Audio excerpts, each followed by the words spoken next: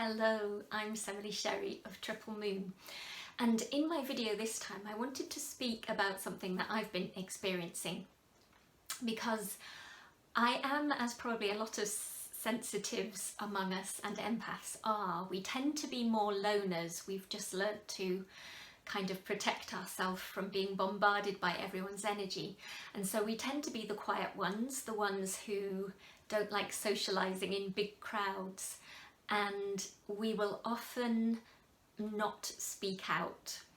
We will often be the quiet ones, sitting, observing and listening.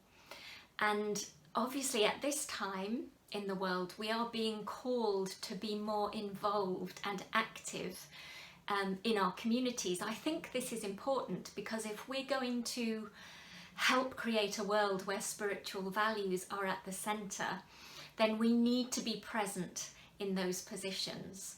And I've noticed in groups of all sorts, whether they're spiritual groups, whether they're community-based groups trying to do something within a village or town, or even hobby-type groups, it can be really difficult to get people to kind of focus on the issue. So even if you get a group of people together who are all on the same page, if you like, as far as ideas and approaches and ways forward, because we've all got our individual personalities and our individual ways of dealing with things. Some of us are more talkative and extrovert, some of us are introvert and quiet, some of us don't like conflict. You know, we've all been influenced by some traumas even in the past, but just by experience we've learnt to get through life by perhaps not saying things when we really should. There's all of that going on. So I wanted to address it because I've noticed it in particular, like I said, even in groups recently where there has been a common goal that we're heading towards, or a common theme that we're all agreed on, and yet still that kind of conflict and sort of lack of understanding for each other can arise. And so I wanted to just have a look at that briefly and see how we might be able to address it. So one of the best things I ever read was something I saw shared on Facebook, and forgive me, I don't even know if it was attributed to a person, this quote, but it was just brilliant, and it said, "Listen to understand, not to reply." And I think that's key. Whenever you're in a group and there's a discussion going on, often we hear the first few words of someone's offering and we immediately in our head stop listening, and we think, I don't agree with that, and here's how I'm going to counter that reply or formulate my response. And so we end up not listening. So I know for sensitives we do tend to be good listeners. Meditation is great for that, isn't it? Just allowing yourself to drop into the silence, and we're used to listening. But when it comes to being in relation and connection to other people, our past difficulties or traumas can be activated and we sort of forget that meditation space. So that was one of the things, is just to remember to listen, to understand what this person is telling you, even if their views or ideas are completely opposite to yours and you don't agree with them. You can listen and try and understand. It's going to inform your knowledge. You're going to learn from hearing what this other person has to say, because it's a different way of looking at the world. So that's one key. For all of us, of course, as sensitives and empaths, when we're going into a group environment, it's important to ground and centre first.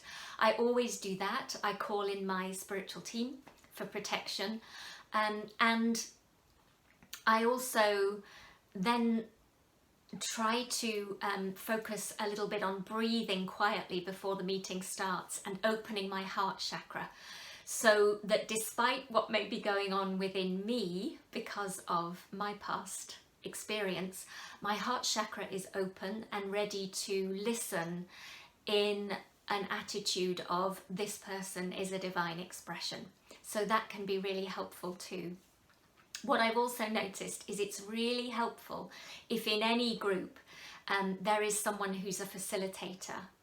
Now you can either if you want to be involved in groups but you're finding it difficult for the reasons that I've said, you can either seek out a facilitator who's willing to take part in the group meeting. There are many available now within organisations that are starting to rise up.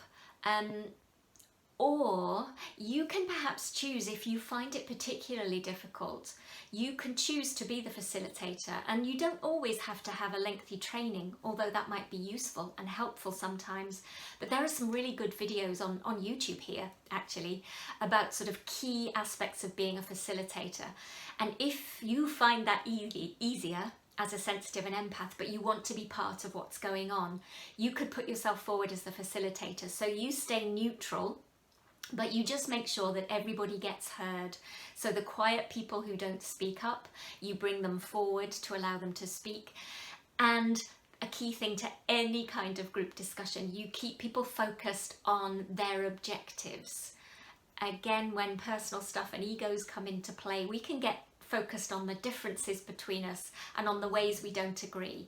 That's not really relevant, and it's not going to help us or carry us forward in creating what we want to create. So the facilitator will keep us focused on our objectives.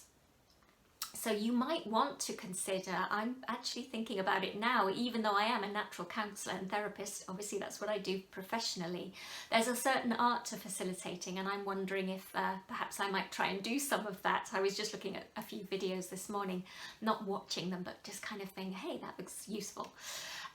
So that might be a suggestion for you. And I think that's about it, because yeah, I think those are the key points. I'm just noticing that even when we kind of agree on what it is we want to do, we start to kind of fight each other and put up barriers to each other because of our different personalities, our different views on life.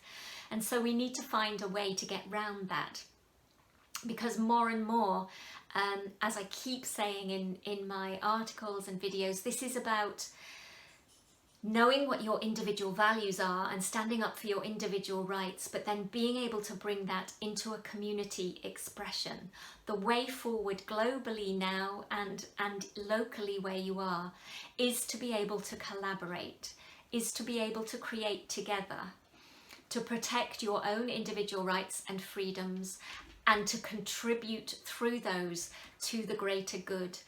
It is the only way that we're going to get through the challenges that lie ahead, and it's the absolute essential way to create together. We have to create together. We have more energy, we have more power, we have more agency, we have more resources available to us if we pull together. So that is my message for this month. I hope it's helped. I don't know if you've been experiencing that, but I'm trying to put myself out there a little bit more, and that's what I've noticed in my discussions. So sending you much love from blissfully wet Wales at the moment. It's cooled down, and blessings until we meet again.